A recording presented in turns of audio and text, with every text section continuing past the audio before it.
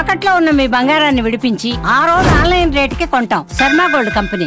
నమస్కారం, welcome to Suman TV. నేను గీతాంజలి. శ్రీమాత్రే నమః. ప్రస్తుతం మనతో పాటు కామాఖ్య అమృత శోధన సంస్థ వ్యవస్థాపకులు, అమ్మవారి ఉపాసకురాలు వేణుశ్యామ అమ్మ ఉన్నారు. వారితో మాట్లాడదాం. అమ్మ నమస్కారం. మా ధనత్రయోదశి అందరూ ఎంతగానో ఎదురు చూస్తూ ఉంటారు. ధనత్రయోదశి కోసం ముఖ్యంగా లక్ష్మీ ఆరాధన చేస్తూ ఉంటారు.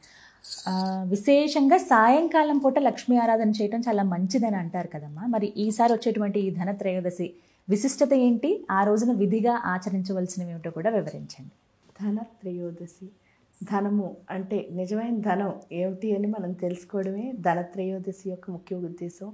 పైగా ఏంటి అంటే ఆ రోజు ఏది చేసినా సరే అన్నింతలు వస్తుంది అని చెప్పడం మనం వింటాం కదా. అంటే ఏంటంటే అది అక్షయ పాత్రలా మనం ఏం చేసామో అది అలా పెరుగుతూ పోతుంది అని చెప్తారు. కానీ ఇక్కడ ధనత్రయోదశికి వచ్చేసరికి ఏంటంటే చాలామంది బంగారం కొనుక్కుని ఇంకా అంటే బోల్డ్ అంత బంగారం వస్తుంది అని షాపులకి వెళ్ళి కొనుక్కోవడం మనం చూస్తాం. అవును, నేనేమంటానంటే బంగారాన్ని కొనుక్కోవడం కంటే మన మనసుని బంగారంలో మార్చుకోవడం. కానీ నిజమా అమ్మా? అది బంగారం వెళ్ళి కొనుక్కోవాలి అంటే ఆఫర్స్ చాలా పెడతారు. కానీ నిజంగా ఏంటి అంటే ఏది వృద్ధి అయితే మనకు మంచిది అన్నది మనం తెలుసుకోవాలి. ఏది వృద్ధి అయితే అంటే ఇప్పుడు ఒకరోజు వెళ్ళి మీరు బంగారం కొనుక్కుని అది బోల్డ్ అంత అవుతుందనో ఏదో మీ ఉద్దేశంతో కొనుక్కుంటున్నారు. అది మంచిదా? నిజంగా మనలో వృద్ధి అయ్యే జ్ఞానాన్ని పెంచుకోవడం మంచిదా తెలుసుకోవాలి ఫస్ట్. అంటే మనం నిజానికి అంటే లక్ష్మి అంటేనే అది ఒక రకంగా చెప్పాలి అంటే లక్ష్మి అంటే ఏంటి? మాయా అని అర్థం. ఎందుకు? విష్ణుమూర్తి యొక్క శక్తి ఆవిడ. విష్ణువుని ఏమంటున్నారు? విష్ణు మాయా విలాసిని. విష్ణువు ఎప్పుడు మనకి మాయ ఇస్తూ ఉంటాడు. ఆ శక్తి ఆవిడ కదా. అంటే మాయాశక్తి ఆవిడ. అంటే మన ఎప్పుడు మాయలోనే పడేస్తూ ఉంటుంది. నిజమైన ఐశ్వర్యం అంటే ఏంటి అంటే ఏమున్నా లేకపోయినా ఎప్పుడు తృప్తిగా ఉండడమే ఐశ్వర్యం. అంటే మీ దగ్గర ఎన్నున్నా సరే నాకు ఇది లేదనుకోవడం ఐశ్వర్యమా? అంటే అసంతృప్తి అన్నది ఐశ్వర్యం కాదు. రెండో చోటుకు వచ్చేసరికి మన దగ్గర ఏమున్నా సరే మనం దాచేసుకుని ఇంకోళ్ళకి ఇవ్వలేకపోవడం ఐశ్వర్యమా? కాదు, అస్సలు కాదు. అంటే చాలా మంది చూడండి, వాళ్ళ దగ్గర బోల్డ్ అన్నీ ఉంటాయి కానీ లోభత్వం. ఈవెన్ దేవుడికి కూడా ఇవ్వలేరు వాళ్ళు. అది ఐశ్వర్యమా? అది ఐశ్వర్యం ఉన్నట్టు కాదు కదా. అంటే డబ్బులు అంటే మీ దగ్గర బ్యాంకులో డబ్బులు ఉన్నాయో మీ ఇంట్లో డబ్బులు, కానీ మీరు ఇక్కడ ఇదేం చేయట్లేదు కదా. అది ఐశ్వర్యం కాదు. మీరు ప్రశాంతంగా పడుకోలేకపోవడం ఐశ్వర్యమా? కాదు. తిండి తినలేకపోవడం ఐశ్వర్యమా? ఇవన్నీ ఉన్నాయి. ఇవన్నీ ఐశ్వర్యాలు కాదు కదా. అంటే ఆ ఐశ్వర్యాలన్నీ సంపాదించుకోవాలి అంటే తప్పకుండా మనం ఏంటి సంపాదించాలి అని తెలుసుకోవాలి. ఏం సంపాదించాలి అంటే రెండే ఉండాలి మన దగ్గర. ఒకటి శక్తి, రెండు జ్ఞానం. ఏంటంటే ఎట్టి పరిస్థితుల్లోనూ విచక్షణ జ్ఞానాన్ని కోల్పోకూడదు. ఎట్టి పరిస్థితుల్లోనూ మన ఓర్పు, సహనాన్ని కోల్పోకూడదు. ఈ రెండు కోల్పోయామంటే ఇంక మన దగ్గర ఏమున్నా లేనట్టే. ఎందుకంటే అవి రెండు ఎప్పుడు మన కింద పాడేస్తూనే ఉంటాయి.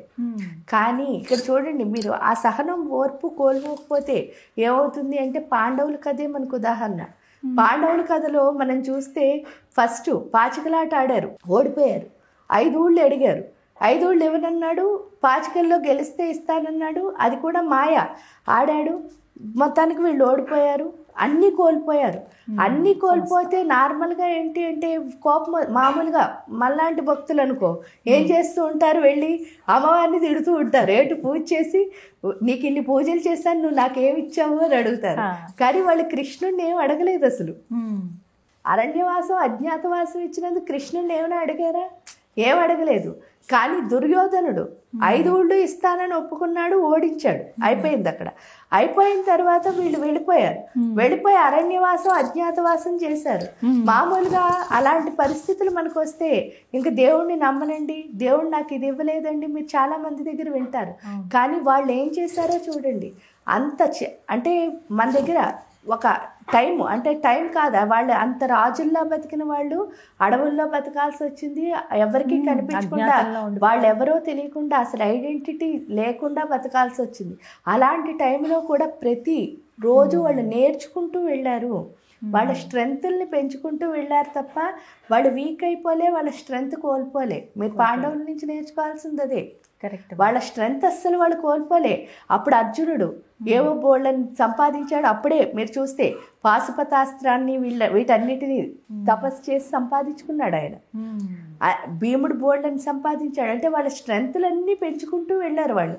ఓడిపోయినప్పుడు ఎప్పుడు ఏడుస్తూ కూర్చోకూడదు, మన లోపల ఉన్న స్ట్రెంగ్త్లను బయట. ఎందుకంటే అందుకే కదా failure is the first step of success అని అంటారు. అంటే ఫెయిల్యూర్ అన్నది మీకు ఫస్ట్ స్టెప్ సక్సెస్ అవడానికి.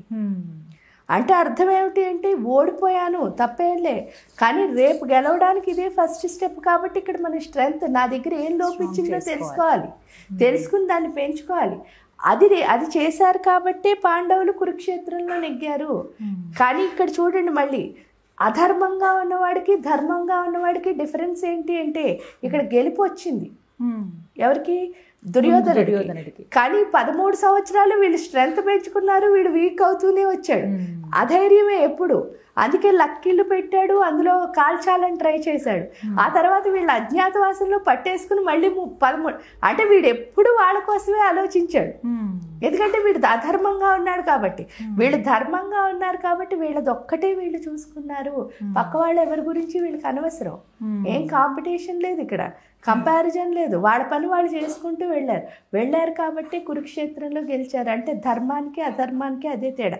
అధర్మం దగ్గర ఎప్పుడు ధైర్యం ఉండదు, ధర్మం దగ్గర ఎప్పుడు స్ట్రెంగ్త్ ఉంటుంది. వాడి స్ట్రెంగ్తే పెంచుకుంటూ వెళ్తాడు. ఇది ఇక్కడికి వచ్చిన తర్వాత ఏంటయింది? కురుక్షేత్రం అన్న పెద్ద సంగ్రహం గెలిచి మొత్తం వాడికంటూ ఏమీ లేకుండా చేస్తారు. వీడు కనుక 5 ఊళ్ళు కనుక ఇచ్చుంటే వాడితో సహా అన్నిటినీ తీసేశారు పాండవులు. ఇక్కడికి వచ్చేసరికి ఇక్కడ గెలిచి ఉంటే, అంటే చాలామంది నేను పూజ చేశాను నాకు ఇవన్నీ వచ్చేయాలి, లేకపోతే నా పూజ చేసిన ఫలితం లేదు, నేను ఈ సిద్ధులు చేయలేను అది అని అనుకుంటారు. కానీ ఇక్కడికి వచ్చేసరికి సిద్ధులు ఇవన్నీ కాదు. వాళ్ళు చాలా గొప్పవాళ్లే పాండవులు, కానీ ఓడిపోయారు. ఇక్కడ గెలిచి ఒకవేళ వీళ్ళు గెలిచి 5 ఊళ్ళు కనుక ఇచ్చుంటే వాడు వీళ్ళని స్థిమితంగా ఉండనిచ్చినా, అసలు ఒక రోజైనా అన్నం తిన్నిచ్చినా ఆ 5 ఊళ్ళు చివరికి వాళ్ళు ఇచ్చేసేటట్టు చేస్తును. అవును, ఆ స్థిమితం లేకుండా అయిపోయిన. అలాంటిది వాళ్ళకి బోల్డంత టైం దొరికింది. అందుకే జ్ఞానాన్ని పెంచుకున్నారు, శక్తిని పెంచుకోగలిగారు. ఫైనల్గా ఇప్పుడు యుద్ధం చేసినా కూడా, అంటే వెంటనే గెలిచేసి వీడు ఏడిపించి వాళ్ళు యుద్ధం చేసినా వాళ్ళ దగ్గర అన్ని స్ట్రెంగ్త్లు లేవు. అప్పుడు ఓడిపోయి ఉండేవారు. అంటే దేవుడు మనకి ఏం చేస్తాడంటే హెల్పే చేస్తాడు. అందుకే అంతా మన మంచికే అని అనుకోవాలి. ఆ చిన్న ఓర్పు ఉండాలి ఎప్పుడు. మనం ధర్మంగా ఉన్నంతసేపు ఓడిపోయినా ధైర్యంగా ఉండగలుగుతాం. అధర్మంగా ఉన్నంతసేపు గెలిచినా అభద్రతే ఉంటుంది. ఎప్పుడెప్పుడు ఏమవుతుందా అని అది మనకు అర్థమయ్యేటట్టు. అందుకని ధనత్రయోదశి రోజు ఏం నేర్చుకోవాలి అంటే ఇదే నేర్చుకోవాలి. అంటే మనలో ఉన్న స్ట్రెంగ్త్ని ఎలా పెంచుకోవాలి అని. ఎందుకు ఈ సృష్టిలో ఉన్న ప్రతి పీసు ఒక యూనిక్కే. మీలో కొన్ని స్ట్రెంగ్త్లు ఉంటాయి, నాలో కొన్ని స్ట్రెంగ్త్లు ఉంటాయి. నా స్ట్రెంగ్త్ని నేను పెంచుకోవాలి తప్ప మీ స్ట్రెంగ్త్ ఏంటో నేను చూడకూడదు. అదే కంపారిజన్. ఎప్పుడైతే చూసానో మీలా చేయాలని ట్రై చేసేస్తున్నాం. ట్రై చేసినప్పుడు నావన్నీ నేను కోల్పోతున్నాను కదా, నా నేచర్. అవును, అది తెలుసుకుని అంటే ధనత్రయోదశి రోజు నిజమైన లక్ష్మీ పూజ అంటే ఏంటి అంటే లక్ష్మీ స్తోత్రం. ఇప్పుడు చూడండి మీరు, లక్ష్మీ అష్టోత్రం, కనకదార స్తోత్రం, లేకపోతే లక్ష్మీ మంత్రం ఏదైనా చెయ్యండి. ఆ లక్ష్మితో నిజంగా ఆత్మసమర్పణ చేస్తే ఆవిడ చేసేది ఏంటి అంటే మనలో ఎందుకు ఆవిడ స్థితికారకురాలు మనకి. అంటే ఇప్పుడు చూడండి, సృష్టి స్థితి లయం. సరస్వతి అమ్మవారి జ్ఞానాన్ని ఇస్తుంది, ఈవిడేమిస్తుంది మనకి వనరులను ఇస్తుంది. అంటే ప్రతి క్షణం ఒక్కొక్క రీసోర్స్ ఇస్తుంది. ఆ రీసోర్స్ని మనం తీసుకునే స్థితి మనకు ఉండాలి కదా. కరెక్ట్. ఆ తీసుకునే స్థితి ఉండాలి అంటే మాత్రం తప్పకుండా ఇవన్నీ వదిలేయాలి. మన లోపల ఉన్నది పెంచుకోవాలి. మన మైండ్లో ఎప్పుడూ అదే పెట్టుకోవాలి. నాలో ఉన్న స్ట్రెంగ్త్ ఏదో నేను పెంచుకోవాలి. ఎందుకు మీరు చెప్పండి, మీరు ఫస్ట్ రోజు వచ్చారు, ఈ పని మొదలు పెట్టారు, అప్పుడు మీకు ఇంత తెలివి ఉంటుందా, ఇంత మెచ్యూరిటీ ఉంటుందా, ఇలాంటి క్వశ్చన్స్ అడగాలని తెలుస్తుందా? ఎందుకంటే మీరు చేయగా అనుభవం, ఆ అనుభవంలోనే మీకు అర్థం అవుతుంది.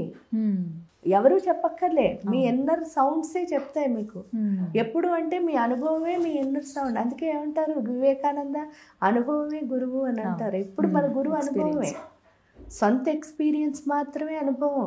అది తెలుసుకునే స్థితి ఎప్పుడు అంటే ఆ రోజు సాయంత్రం పూజ చేస్తే అంటే 6 o'clock మామూలుగా లక్ష్మీదేవి వచ్చే టైం అంటారు.